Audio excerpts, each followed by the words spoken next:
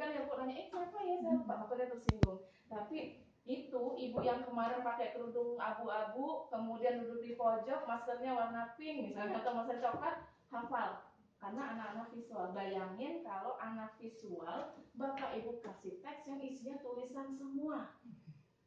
Apakah dia bisa baca? Mungkin dia baca, cuma agak meremung-remung matanya. Nah, teksnya, tipsnya adalah teman-teman remake, ketik ulang lagi, kasih warna-warna yang menarik, kasih apa saja, kasih gambar. Penugasannya kasih tabel, ada gambar orang, itu dia suka. Apalagi anak-anak SD. Kenapa teman-teman?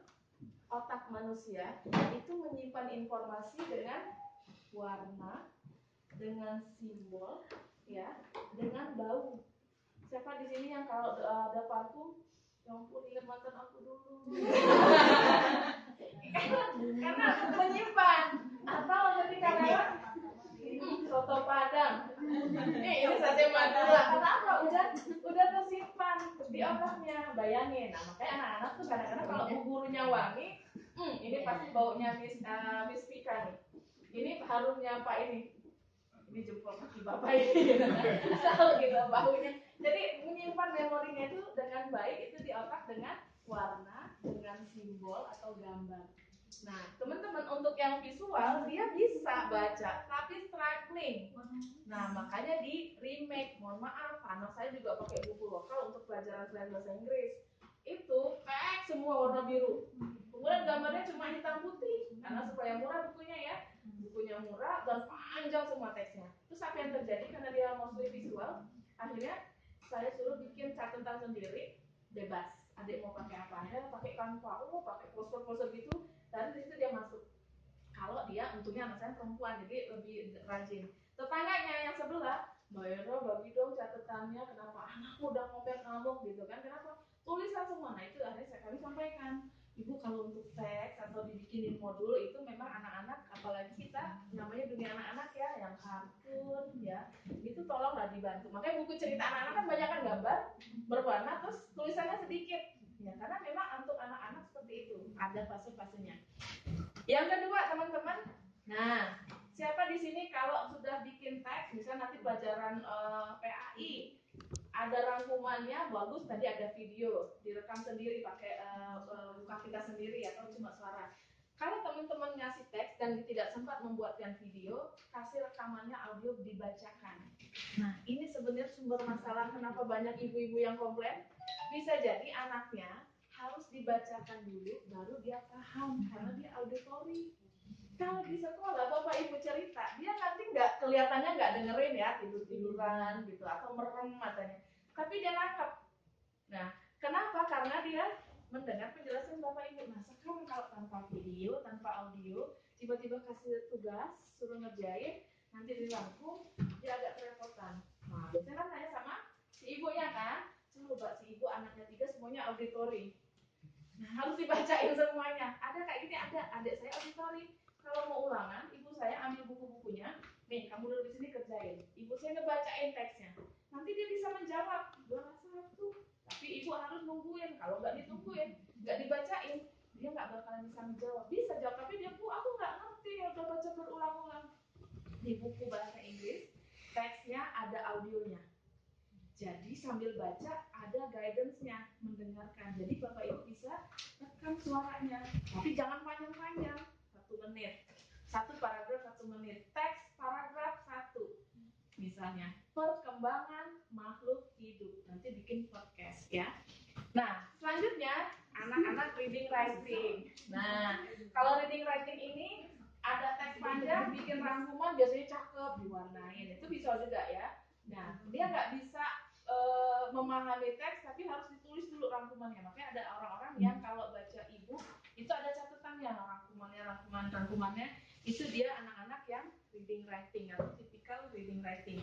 Nah nanti kalau reading writing disuruh bikin essay, dia senang. Ada nggak di sekolah yang kita suruh bikin karangan menggunakan misalnya 50 kata, itu cuma mentok sampai hanya di 12 kata, terus sisanya bilangnya maaf miss saya sudah tidak bisa lagi. Tapi nih anak kalau diajak ngomong lancar ya, berarti memang bukan gayanya reading writing. Bisa jadi jeniskan jangan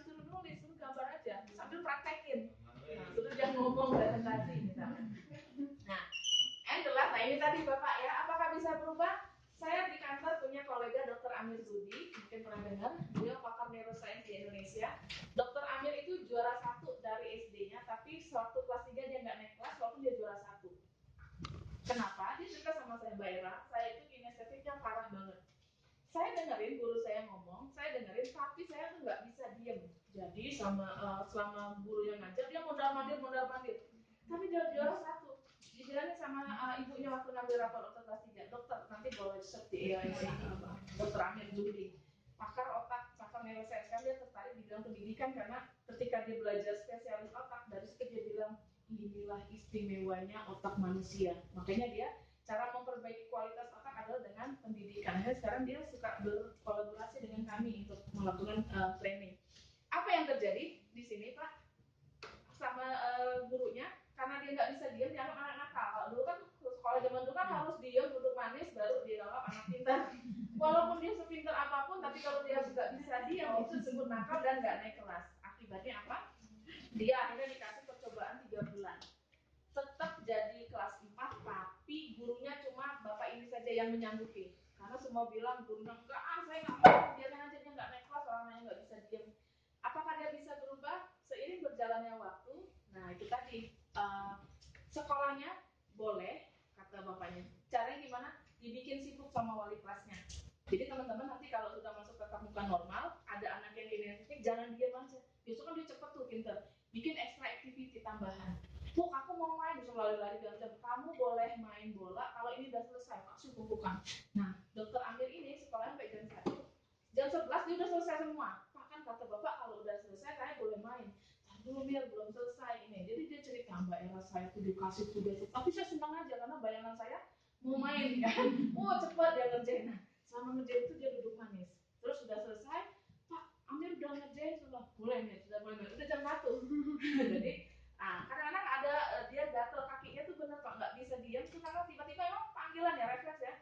Dia bawa mobilan, kamu lari sana lari sini sampai 10 kali nih, setelah itu baru boleh main lagi nanti. Jadi dia dibikin capek dulu.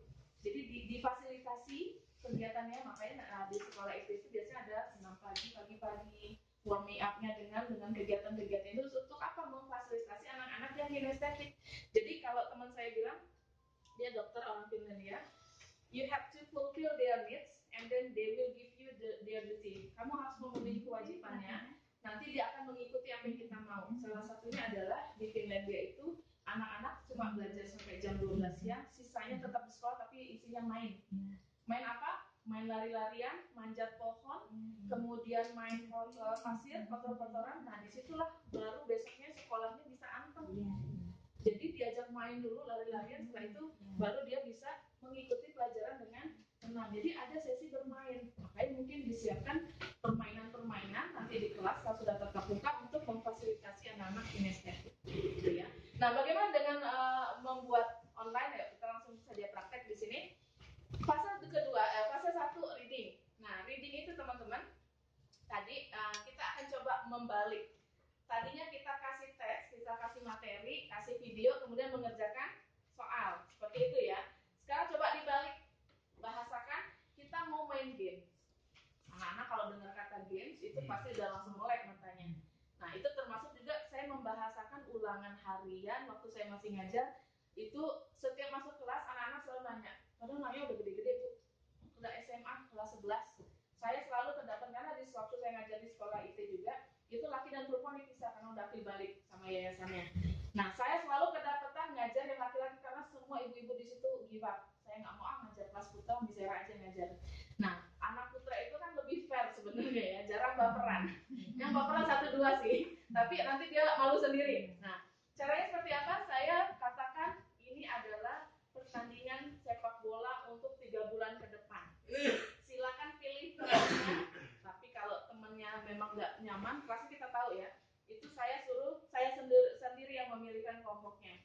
Dan saya jadikan 3 bulan itu sebuah journey. Nanti boleh didesain ke kelas pembelajarannya.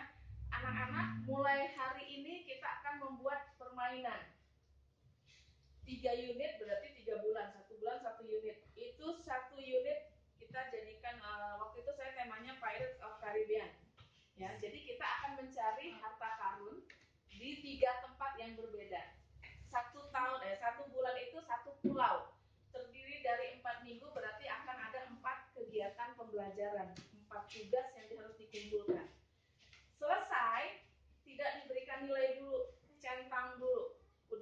belum. Kalau belum selesai, sorry, you cannot move to another island. Berarti harus diselesaikan dulu. Nanti teman-temannya nih yang ayo cepetan dong, kita harus selesai semua, ngumpulin, jadi dicetak. Bisa jadi nanti anak-anak itu saling berkolaborasi, bukan berkompetisi. Saya lebih suka mengajarkan anak-anak kolaborasi, jangan kompetisi. Karena apa? Saya tuh ngajar di kelas olimpiade, Bapak Ibu. Anak-anaknya memang disediakan. Saya pernah ngajar di sekolah bilingual, sekarang udah jadi sekolah internasional. Itu saya wali kelas guru kelas khusus olimpiade. Jadi sekolah internasional itu menyiapkan satu kelas anak-anak pintar dari seluruh Indonesia, 100% dapat scholarship dari 20 anak, 7 anak yang bayar full, 13-nya itu free.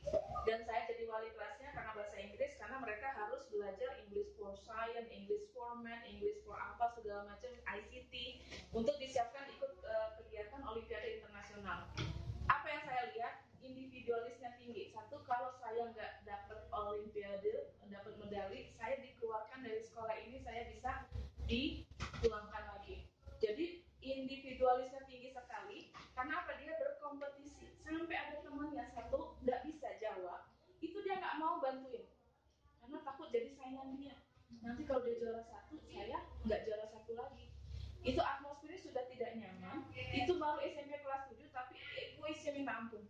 Akhirnya saya ngobrol lagi sama yayasan, tolong dikasih pencerahan maksudnya jadi seperti apa. Akhirnya anak-anak ini tidak mau saling membantu satu sama lain karena takut nanti beasiswanya dicabut kalau dia nggak juara satu. Mungkin di rumah di ibunya, benar ya, kamu dapat 100%, kamu harus ranking. Kalau kamu mau ranking, kamu nanti dicabut beasiswanya, ibu nggak sanggup. Karena maksudnya waktu itu tahun 2004 itu harga masuknya sudah 35 juta untuk sumbat. Saya sampai ya 3 tahun sekolah itu bisa buat S1 ya di PTN. Jadi saya merasa ya juga ya bisa jadi. Tapi akhirnya efeknya adalah individualis dan sama sekali tidak mau berkolaborasi. Makanya akhirnya saya lebih suka mengajarkan kolaborasi saat ini. Termasuk mohon maaf ya, mungkin tambah lagi di sini. Kenapa di Finlandia tidak dimunculkan? Di Eropa itu jarang sekali yang juara-juara Olimpiade dari negara Eropa, tapi banyak kan Asia. Karena saya langsung berbicara sama pendidiknya, konsultan dari Finlandia, we do not teach our nation to compete, but we collaborate to build our country. Jadi lebih kebanyakan kita merata, sekelas tuh pintar semua, tapi nanti menjadi negara ini lebih baik. Daripada yang satu doang yang unggul, dia doang yang bagus, nanti setelah dia dapat kuliah di Singapura, dia nggak balik lagi. Banyak murid saya dulu yang diambil oleh Singapura sampai S2, sekarang S3, udah nggak balik lagi. Sisanya gimana? Sisanya ya kita di sini. Nah, makanya we don't teach our students to compete, but to collaborate to build our country. Itu kan pesan yang sangat indah sekali, ya. Makanya pembelajaran di sana adalah in group, tempat duduknya nggak seperti ini lagi, benar-benar seperti rumah makan waktu belum pandemik ya. Jadi dikasih tahu, ini Miss Era, this is our classroom, this is my class. Jadi kelas itu isinya 6, sekelompok itu 6 dan mejanya nggak individu seperti ini, mejanya seperti meja makan di restoran yang panjang. Jadi di sini ada tempat duduknya. Nah dari sini kemudian mereka mengerjakan teks, reading, segala macam itu secara berkelompok. Jadi sharing buku itu berkelompok. Mudah-mudahan kita bisa mewujudkan. Kembali ke sini teman-teman. Sekarang kita balik lagi menjadi main games. Kalau kamu mau menang di games ini, kamu harus baca. Sebenarnya bagian reading ini kan kita menyuruh anak-anak membaca atau mendengarkan teks ya. Kita lihat sekarang. Pak Dodi bisa bantu share. Saya mau memperlihatkan, saya bikin simulasi di Google Classroom teman-teman. Udah ya?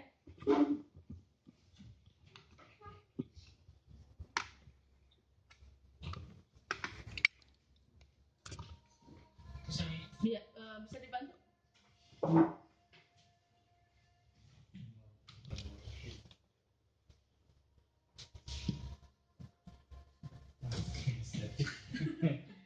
Tiga Bu Devi lebih merdu Bu Devi.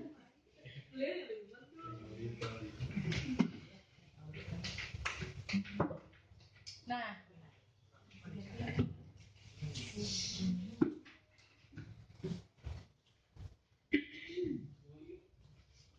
oke.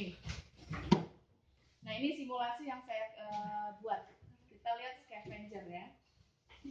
Ini ada password. Oke, ini fase reading. Kita lihat dulu yang buat SD. Nah, kalau selama ini, bentar, gedein dulu ya. Kelihatan teman-teman? Iya. Kalau selama ini kita kasih teks, nanti anak-anak suruh bikin isi tabel atau klasifikasikan mana yang benda padat, benda cair, benda gas sampai di pelajaran sains. Ya. Sekarang kita langsung ganti. Ini ada lembar namanya scavenger hunt. Nanti teman-teman bisa lihat di Pinterest atau di Google tuh banyak contoh-contohnya ya. Pelajaran apapun bisa kita bikin scavenger hunt. Cari misalnya bahasa Inggris ya, nanti di bahasa Indonesia kan sesuatu yang tipis, sesuatu yang berwarna hijau, sesuatu yang lembut teksturnya, jadi seperti ini. Nanti dia nyari di rumahnya, ya. Something thin, sesuatu yang tipis, mungkin nanti kertas. Nanti ada keripik ditulisnya, nggak apa-apa keripik singkong misalnya. Something brown, nanti ditulis sama dia susu cair, Indomilk gitu ya. Atau di sini something green, sawi. Nah, setelah ini kan mereka belum tahu nih mau ngapain. Nah, selanjutnya kemudian dibuatkan instruksinya. Dari benda-benda yang kamu sebutkan yang ada di rumahmu, sekarang pisahkan menurut tabel ini. Nanti di situ ditulis padat, mana yang benda padat di sini. Oh, something thin dia tulis ini di kertas. Oh, kertas itu padat. Nah, tapi supaya dia bisa mengisi tabel ini, arahkan untuk memahami dulu teksnya. Teksnya bisa dalam bentuk teks seperti itu, tapi ada audionya atau buat video seperti itu. Nah, dari sini dia otomatis harus membaca. Beda ketika kita balik baca dulu kemudian melengkapi tesnya. Sekarang coba ajak main games. Katakan di sini ada quiz, nanti berhadiah 10 bintang. Banyak banget ya. Berhadiah 10 juta, saya juga mau ya. 10 bintang. Kalau misalnya sudah selesai semua, tolong ditandai. Nah, nanti diupload misalnya pakai WhatsApp di WhatsApp kelas, misalnya seperti itu. Nah, dengan membalik, kita mengarahkan psikologisnya. Kita engaging our student dengan menggunakan kata main game. Ya, daripada nanti, makanya saya sampai ngajar terakhir saya tahun 2018, itu anak-anak bilang, ya Miss, kita udah gak main game lagi dong. Padahal games itu adalah cuma bentuknya aja. Mereka tetap main belajar grammar. Tapi saya ajak keluar dulu. Grammarnya gimana? Saya potong-potong kertas, ada soal-soalnya. Itu saya, karena anak-anak ini anak-anak kinestetik, 70% kinestetik setelah dites. Saya ngajarnya selalu sore menjelang asar. Karena apa? Di sekolah saya dulu, waktu saya masih ngajar, bahasa Inggris itu setelah eksak. Jadi eksak itu pagi, sisanya adalah olahraga, setelah itu baru pelajaran. Ya akhirnya kita bahasa Inggris, bahasa Indonesia, art gitu ya, ada di penghujung. Anak-anaknya pagi-pagi udah olahraga. Yang kelas ini tadi belajar matematika. Kayaknya energinya sisa-sisanya di bahasa Inggris itu tinggal matanya melek aja, alhamdulillah banget gitu ya. Akhirnya saya tidak mau, hari ini kita belajar apa? Selalu, oke ya, saya tahu kalian sudah ngantuk, kita hari ini cuma main game aja. Wow, langsung rame. Gimana nih caranya main game? Bentar, kasih rulesnya, regulasinya. Saya cuma kasih waktu 15 menit dari sekarang dikasih tugasnya. Ya habis memang ngerjain tugas, siapa bilang, jangan fitnah kamu gitu ya. Sekarang dalam waktu 10 menit, saya bilang dari sekarang, yuk, pada belum, sabar mas, sabar gitu kan, bercanda. Kalau anak laki-laki lebih enak bu, ya kita ajakin ngomong apa sebentar bro, sabar dulu, Belanda masih jauh misalnya gitu. Nah, lalu saya ceritakan rulesnya. Di sini ada banyak clue-nya. Silakan kalian cari dalam waktu 15 menit semuanya harus terisi. Scavenger hunt nanti kalau sudah waktunya normal, teman-teman bisa nanti sebar di luar kelas. Jadi dia naik turun pelan-pelan, anak kinestetik harus gerak. Itu nanti dia baru dengerin. 10 menit dari sekarang, lari semua kayak ayam yang dibuka kandangin. Nah, gurunya ngapain? Saya keliling-keliling aja, buka lari sana lari sini. Selesai, oke, 2 minutes left. Masuk lagi di sini, udah ngos-ngosan segala macam, tapi udah melek matanya. Udah ngerjain tugasnya tadi yang kayak scavenger yang tadi, kemudian silakan duduk lagi dengan kelompoknya. Saya langsung tampilin tugasnya. Sekarang tolong digaris bawahi mana yang kata kerja beraturan, mana yang irregular, mana yang regular. Langsung semangat tuh. Kenapa? Sudah saya ajak main keluar. Nah, kalau saya ngajar konvensional, saya masuk kelas, yang irregular. Ya, sensasinya yang beda, sama-sama belajar, tapi anak-anak udah merasa diajak main dulu. Nah, ketika saya ajak main, matanya udah mulai, wah sambil cerita tadi ngapain, mungkin agak ngelirik sebentar, ada kelas gebetannya di depan gitu ya, atau ketemu sama, saya sering sekali ditegur sama wakasis, karena wakasisnya berpikir belajar itu duduk manis di kelas. Misalnya ngapain anak-anak kami lagi main game book, ya. Jadi ya saya nggak ada satu sesi, nah sesi kedua udah lebih anteng, tampilin video. Baru presentasi 8 menit cukup. Kalau nanti sudah tatap muka online, offline 8 menit, kemudian sisanya kasih video, kasih gambar, atau suruh dia diskusi dengan temannya. Karena otak manusia itu hanya bertahan 8 menit untuk fokus. Jadi kalau misalnya ada satu slide seperti ini, suruh ganti slide berikutnya ada videonya, atau nanti kasih waktu 1 menit berdiskus, atau boleh catat sekarang. Jadi kita variasikan. Ini saya langsung ngobrol sama Dokter Amir tadi, Mbak Era. Kalau nanti di kelas ngerjain tugas anak-anak, tadi udah siang, ya. Presentasi cukup 8 menit, di sisa itu dipotong dulu. Oke, sekarang saya mau melihatkan video. Mulai lagi. Masih video, terus nanti ketawa tuh. Terus izin, Bu, boleh minum nggak? Boleh minum air putih, karena oksigennya harus maksimal. Nah, dari sini teman-teman, mereka sudah bergerak. Dan akhirnya baru masukkan teksnya, baru dia mau fokus. Seperti itu, ya. Kalau yang kelas, kalau di sini ada yang pakai Google Form, ada. Oke, sekarang saya kasih lihat di sini ada contoh. Kita lihat lagi untuk yang secondary. Oke.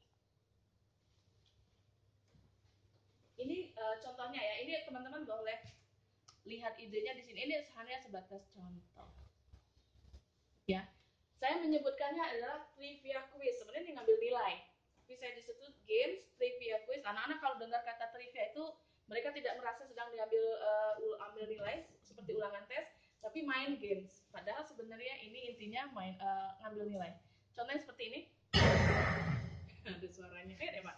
Nah, di Google Form teman-teman bisa buat, tapi tanpa teks.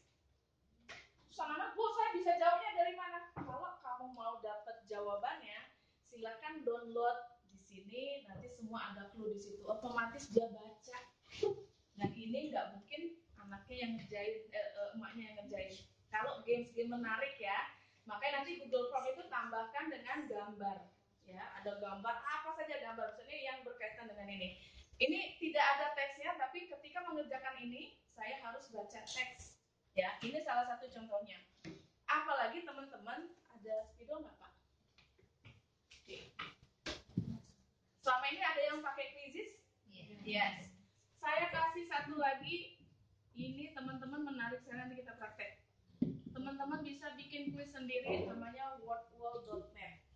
Ya, nanti kita praktek, saya tunjukkan. Ini ya, jadi scavenger dibalik, main game dulu supaya baca.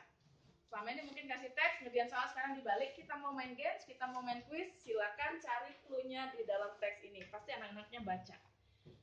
Oke, next.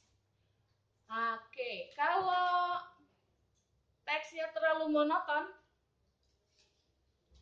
teman-teman di remake the text. Tips yang kedua, remake the text dengan cara apa? Boleh ketik di PowerPoint, nanti cari download font-font yang bagus-bagus.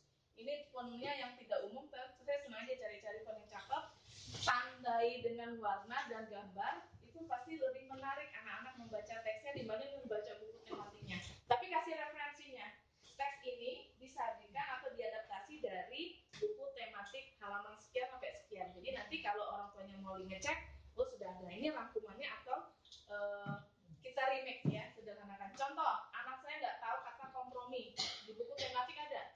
Kita harus bermusyawarah dan berkompromi. Karena kan tidak lazim buat anak-anak kelas 6. Ya, tapi di buku teksnya serius banget. Teman-teman bisa remake, ganti kosakata yang lebih familiar, atau di bawahnya ditulisnya sinonimnya, ya, kompromi sama dengan diskusi. Atau misalnya berkelanjutan, kan kalau anak-anak kelas 6 agak repot itu ngomong berkelanjutan, ya. Tapi misalnya diberi bahasa yang sangat familiar dengan mereka. Itu untuk scavenger hunt. Ada yang mau menambahkan? Silakan kalau mau langsung nanya atau boleh diskusi dulu. Apa yang dimaksud dengan quiz? Jadi cara mendorong anak-anak membaca dengan bermain game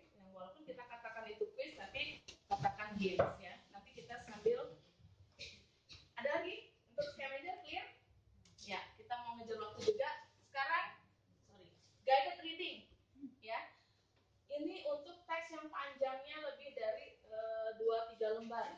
Karena misalnya pelajaran bahasa Indonesia harus baca. Pelajaran apa lagi Pak? Sirah ya, kalau ada sirah, sejarah, kemudian apa lagi? Itu kan akan banyak teks yang kemungkinan mungkin anak-anak kita akan skip. Saya mengalami sendiri Bapak Ibu, waktu saya pelajaran reading comprehension itu kan teks semua. Itu anak-anak udah nggak ngerjain lagi, apalagi saya dikasihnya di hari terakhir ujian waktu UKK. Di hari Jumat dan udah tahu ini hari terakhir ujian, hari Senin tuh udah main game doang di rumah karena udah nggak sekolah lagi. Jadi pengen cepet-cepet pulang, reading teks yang panjang-panjang itu di skip. Habis ya panjang banget sih teksnya yang misalnya ya gimana lagi reading comprehension. Nah, caranya gimana teman-teman? Boleh dipotong-potong. Misalnya ada 4 paragraf, dibikin 2 paragraf pertanyaan, dibikin 1 paragraf pertanyaan. Nanti bagian keempat ada lebih kata anak-anak gini, misalnya kalau ulangannya misalnya tuh kayak baca koran. Karena untuk anak sekarang anak yang kita ajar tuh namanya Gen Z. Gen Z itu lebih fokus di gadget. Jadi mereka tidak suka baca buku, tapi kalau baca e-book mereka tahan. Karena apa? Mereka lahir di era yang menggunakan digital, makanya disebut dengan digitally native. Kita digitally immigrant. Kita lahirnya bukan di era digital, tapi mau nggak mau sekarang kita pakai digital karena kita mengajar anak-anak Gen Z, anak-anak yang digital. Makanya jangan heran kalau sekali mengajar pakai Google Classroom, pinteran anaknya bisa jadi pinter banget adik. Miss Era ngapain pakai ini kan bisa. Oh iya makasih ya ganteng, kamu udah membantu Miss Era. Dibilang ganteng sama Miss Era seperti itu. Karena apa? Bisa jadi memang mereka lebih excited dengan teknologi. Makanya ketika main ini anak-anak nanti ada misalnya emang belajar nanti ya yang penting mereka engage dulu. Kalau di kelas saya suruh main aja mereka mau karena mereka kelas misalnya tuh cuma main. Bahkan ulangan ujian kenaikan kelasnya presentasinya nanti dari bermain game. Makanya tadi di beberapa kesempatan di buku saya bikin game di kelas, saya presentasikan dan akhirnya diadopsi lah di beberapa teman-teman tadi yang saya kenal di Korea, saya kenal dia beliau dosen juga. Kenapa? Menarik caranya. Ya anak-anak tuh langsung bermain simulasi. Sekarang kita lihat guided reading. Nah, supaya kita tetap ada alurnya, mereka membaca buku. Pertama kita bikin yang namanya pre-reading activity buat siro, buat sejarah yang teksnya panjang-panjang. Apalagi misalkan yang banyak teksnya. Literasi, apalagi teman-teman di sekolah punya tugas apa misalnya harus dibaca yang lebih banyak teksnya, ya? IPS, ya IPS nanti ada tentang geografi, ada tentang ekonomi misalnya temanya. Jadi yang pertama ada namanya pre-reading activities atau sebelum membaca. Apa yang harus kita tulis waktu anak-anak sebelum membaca, kita kasih framing apa sih yang akan kira-kira dia baca. Misalnya tentang sahabat Rasulullah Abdurrahman bin Auf ya. Nah nanti kita mau framing nih. Apakah kamu sudah pernah mendengar nama sahabat Rasulullah yang satu ini? Ya, kalau di kelas tatap muka bisa kita kasih pertanyaan pre-reading, tapi kan di sini di rumah mau nggak mau memang berbasis teks. Nah, misalnya belum atau sudah. Menurut pendapatmu, mengapa Abdurrahman bin Auf salah satu sahabat yang spesial yang akan diceritakan di kisah ini? Kan dia belum baca. Boleh dia menduga-duga dulu. Dan ini bukan pertanyaan benar atau salah, tapi raising their opinion. Teman-teman, salah satu fitur critical thinking adalah mempertanyakan. Kenapa kita harus melatih anak-anak untuk mempertanyakan atau memberikan pendapat? Dengan triggernya adalah mempertanyakan apakah mereka sudah memahami cerita ini sebelumnya atau belum. Jadi question di pertama itu adalah melatih kemampuan berpikir tingkat tinggi. Jadi tidak melulu harus quiz. Oke, lanjut yang kedua, selama reading atau during reading. Nah, selama reading ini supaya dia terframing, ada kerangkanya, pemahaman dia itu mengalir. Teman-teman boleh langsung berikan pertanyaan. Jadi selama membaca langsung menjawab soalnya atau memberikan beberapa pertanyaan untuk dia lebih memahami. Jadi bukan baca semua nanti baru ada pertanyaannya. Itu nanti dia akan baca lagi berulang-ulang ya bosan. Ya. Nah, bisa jadi nanti di 2 atau 3 bagian. Pertama misalnya kelahiran Abdurrahman bin Auf. Ini ada teksnya. Langsung di bawahnya itu ada pertanyaan. Ya, terus nanti feedbacknya setelahnya. Nah, setelah itu baru after reading activity. Ini lebih memvalidasi pemahaman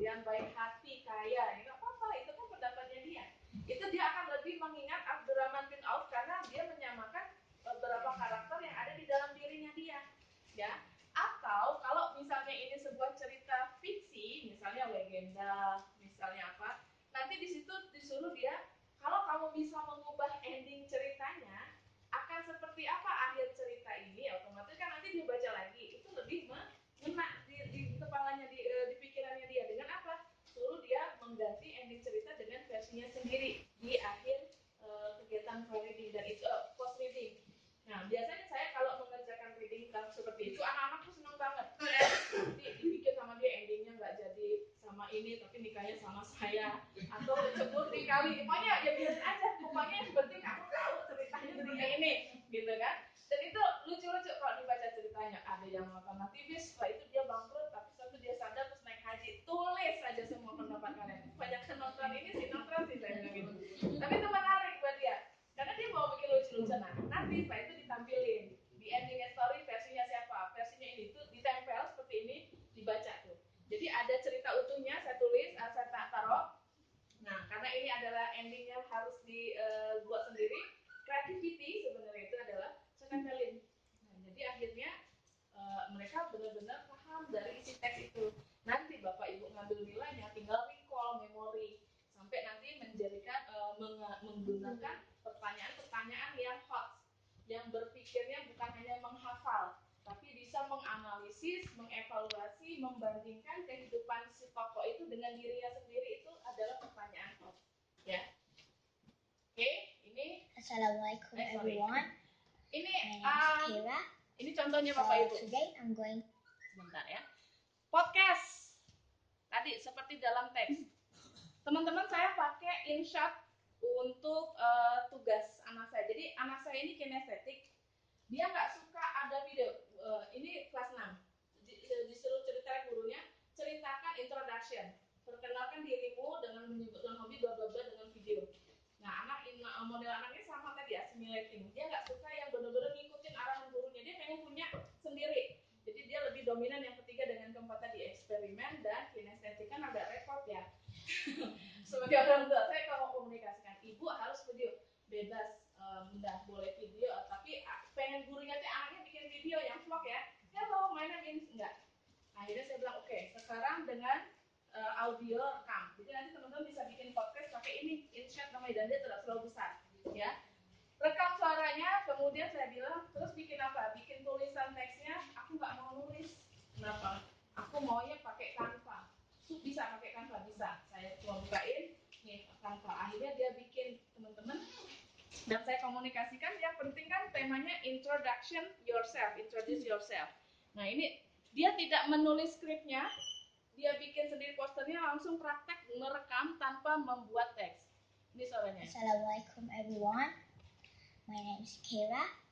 So today I'm going to tell you about me. Okay. Kan seneng nonton YouTube ya, jadi guys gitu ya. Nah, I think you guys bikin already sendiri. know Pakai what is Canva. my hobby. Yup, playing game. Cause I think it's more better than I sleep or something. If I grow up, I want to be right. Cita-cita kata gue bikin kisi-kisi apa Cause pertanyaannya. I love cooking. Maybe if I am bored, I'm cooking. Favorite food? Food. Oh, I remember. My favorite food is macaron. It tastes very sweet. Ini dibikin makanan favorit. I love Itu it. kan biasa Maybe you anak-anak, want to try? tapi ini dibikin sendiri, This is the last tesnya one. sendiri. What is my favorite game? Hobinya ya, what's your I'm playing hobby? it. But what I'm playing? The answer is Roblox. Yep, I love it so much. Except I play Arsenal, Adopt Me, and my restaurant. Okay, that's all about me, guys. Thank you. Gak ada suaranya. Tapi ada video nanti bilang, ini video guru. Kan bisa nanti channelnya kalian gurunya ya. Terus ada videonya, ada wajah kamu. Dia nggak mau ada wajahnya dia. Nggak tahu kenapa. Akhirnya saya ambil fotonya diam-diam. Saya pakai insert-insert itu, masukin audio, tambahkan gambar-gambar yang kita download. Udah jadi CFS sebagai MP4 kirim. Nah ini kan media-media yang memudahkan, dan ya udahlah saya bilang, karena saya tahu anak saya assimilating sedikit agak rada-rada ini, ya udahlah ikutin aja. Tapi intinya poin is, apapun medianya, anak-anak nyaman dengan model ini tetap ya. Nah setelah saya lihat, saya cek, saya pengen tahu teman-teman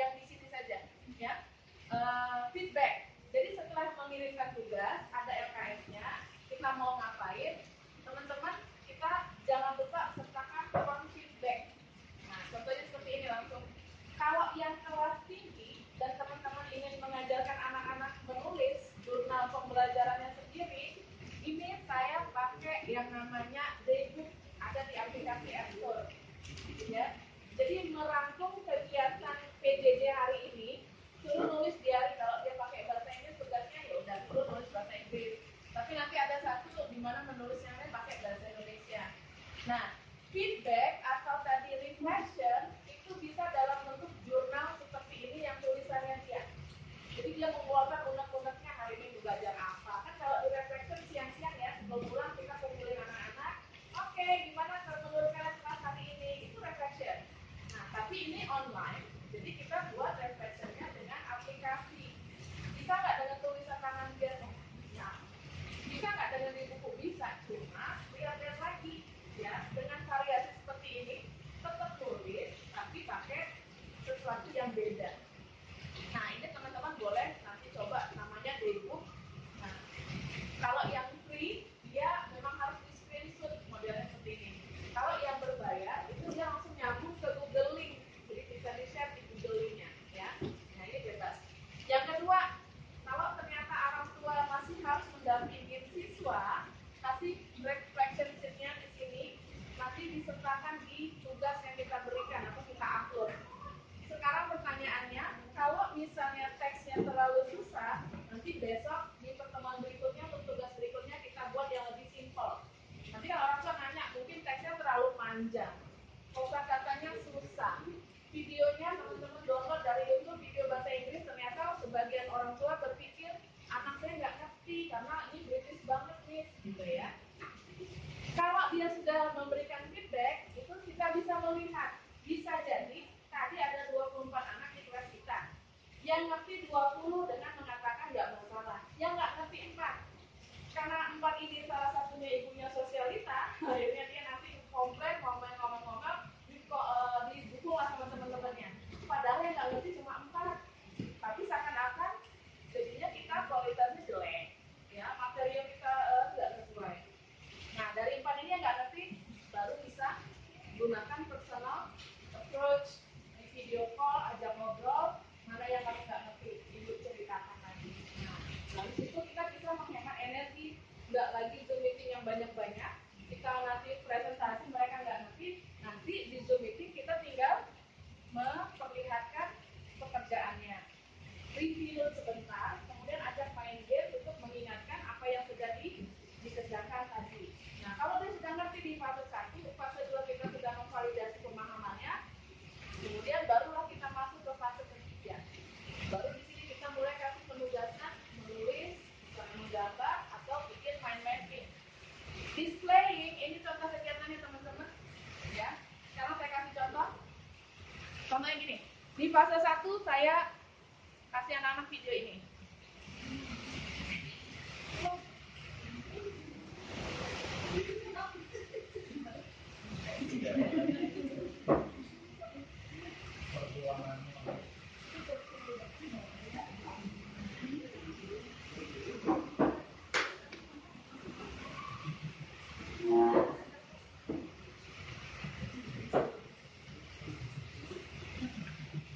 Nah, jadi tadi ada video, ini bisa buat pelajaran tematik, tapi pakai bahasa Inggris.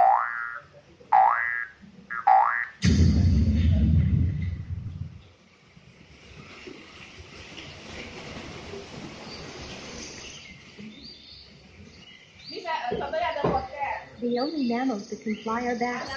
Bat wings are overgrown pens with thin webs of skin stretched between the fingers. Some bats can fly at speeds of more than 50 kilometers. The largest bat is the flying fox. Its wings are about 1 meter. Saya baru tahu kalau flying fox itu nama hewan jenis kelelawar.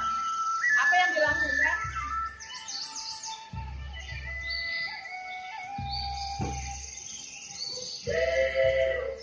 Ya. Ini fase ketiganya. Jadi tanpa teknologi, di fase ketiga saya menyuruh anak-anak bikin mind mapping, konsep mapping tentang kelelawar. Tapi di fase 1 sudah nonton, sudah main quiz, kemudian saya sertakan videonya, ada audionya juga. Nah, setelah itu tugasnya adalah membuat mind mapping tentang kelelawar. Atau kalau kelasnya sudah bisa menggunakan teknologi, bisa pakai ini, ya. Jadi menyimpulkan dari teks yang dilakukan, sudah mengerjakan tugasnya, kemudian disimpulkan di fase ketiga. Atau kalau mau bergabung dengan pelajaran seni, buat seperti ini. Ya, ini ada misalnya pakai crayon, ini bisa bahasa Inggris juga, ya. Selain dari tematik tadi tentang kelelawar mamalia, itu kelas 4 ya, mamalia, burung, gitu ya. Nah, ambil di sini. Nah, atau buat seperti ini, lettering project, nggak menggunakan berbagai teknologi, tapi notes-nya atau catatan anak-anak itu jadikan project untuk fase ketiga, ya. Anak-anak senang bikin seperti ini, lakukan. Kenapa? Karena di sini mereka bebas bereksplorasi. Anak-anak yang assimilating tadi menggunakan tangannya, apalagi di SD itu lebih banyak harus menggerakkan dengan indranya, ya, indra pergerakannya. Ini contoh yang saya buat ke anak saya. Ini ada buku Science kelas 3. Model seperti ini saja sudah bisa, ya. Nah, ini dia menyimpulkan lagi. Oh, udah happy banget. Jadi ini bisa di fase ketiga. Atau kalau dia sudah bisa menggunakan PowerPoint, teman-teman kita suruh bikin infografis. Kesimpulannya, contohnya ini infografis. Ini yang di contoh infografis tapi dalam bentuk video.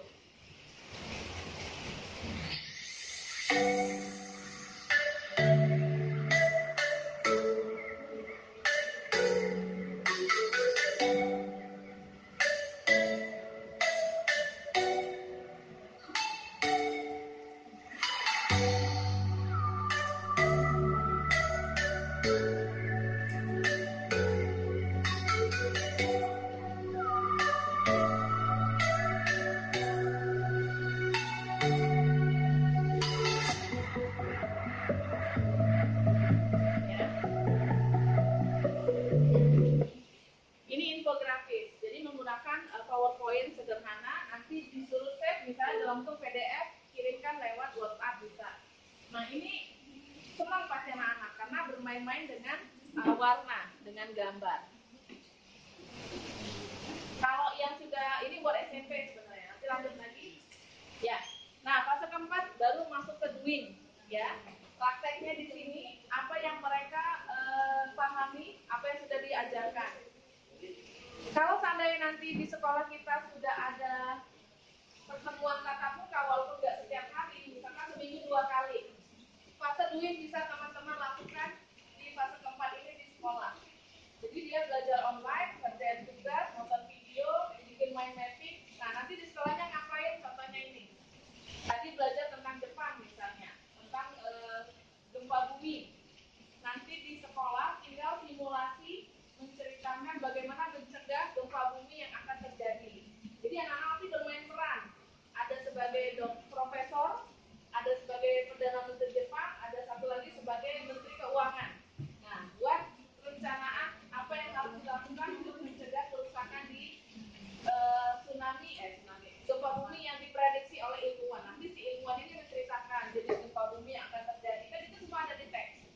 Kemudian si Perdana Menteri ini nanti memberikan pertanyaan-pertanyaan, itu semuanya ada di teks. Jadi mengulangi lagi, tapi dalam format yang berbeda. Jadi tidak lagi teman-teman nanti tatap muka itu ngejelasin lagi apa yang dimaksud dengan gempa bumi.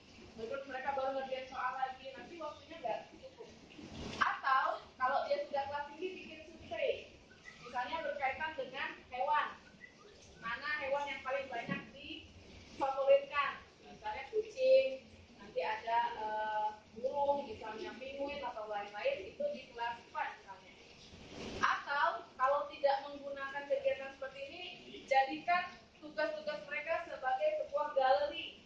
Nanti dibawa ke sekolah pada waktu sekolah sudah tatap muka. Kan berhubung nanti misalnya ada kebijakan 50% yang masuk, nggak semuanya, berarti ganti-gantian. Nah, berarti nanti isi di kelas itu presentasi galeri belajar, galeri tugas-tugas yang sudah dia kerjakan selama di rumah. Jadi bisa jadi di kelas ini nanti ada beberapa titik-titik yang dia menaruh galerinya, misalnya ditampilkan pakai karton, nanti dia cerita nih apa yang sudah dilakukan teman-teman, itu bisa jadikan buat nilai portofolio. Jadi presentasi dia menjadi bagian dari penilaian. Ini kalau yang sudah kelas ini pakai Google Slide. Ini kita juga bisa bikin vocabulary atau istilah-istilah ibadah untuk PAI, ilmu hukum-hukum tajwid kalau untuk kelas tahsin atau tahfiznya, ya. Atau kalau di kelas buku tematik ada keywordnya jadikan project untuk seperti ini. Nanti ditampilkan di kelas. Karena apa? Memang untuk online learning ini